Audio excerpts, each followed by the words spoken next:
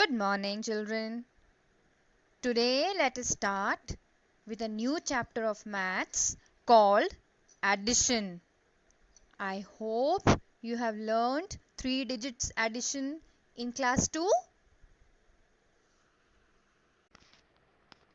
Tell me something, children. What do you do with the money of your clay coin box? What do you do with it? Do you count it? Or do you add the money? You add it. That's where we use addition. Similarly, when we visit grocery stores, we add the amount of the objects or the items that we purchase. Now let us see where do we use addition in our daily life. When you visit a grocery store, you get a bill there. So at the supermarket, you have the numbers over there, and to find the total in the bill, there we use addition. Do you get an electricity bill at home? There we use addition to find out the total of the bill. Similarly, when we go to a bank, count money, deposit the money, withdraw the money, we maintain it in a book of a bank, and there addition is required. Let's learn about the properties of addition. Properties, it means the rules of addition.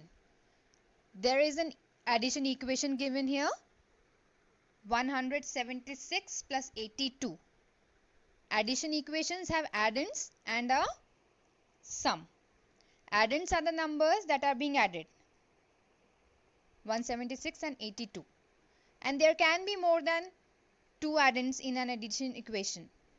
And the sum is the answer we get when we put together the addends. The commutative property of the addition says that the order of the addends can be changed, but even after changing the places of the addends, the sum remains the same. The word commutative is derived from the word commute, which means to move around.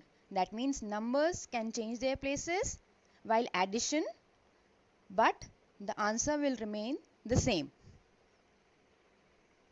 So think of the commutative property as the rule of moving around the addends. What are addends? The numbers which are supposed to be added. Like here, 56 plus 17 gives you 73, and after interchanging their places, 17 plus 56 will again give you 73 only. So the answer remains the same even after changing the places of the addends. Let's try with some simple examples. Here 2 plus 5 is 7 and 5 plus 2 is also 7. Can you see the addends have interchanged their places? But the sum remains the same. Similarly, 3 plus 1 and 1 plus 3 will give you 4 in only. 8 plus 0 and 0 plus 8 both will give you the same sum even after interchanging their places. No matter what order we follow of adding the addends together, the answer or the sum remains the same. Let's try another example. The two addends 268 and 400 both have interchanged their places. Let's see the first set. It's 268 first and 400 later. Both on adding will give 668. After interchanging their places or changing the order according to the commutative property, 400 if it is taken in first place and then 268 is added later, you get the same sum again.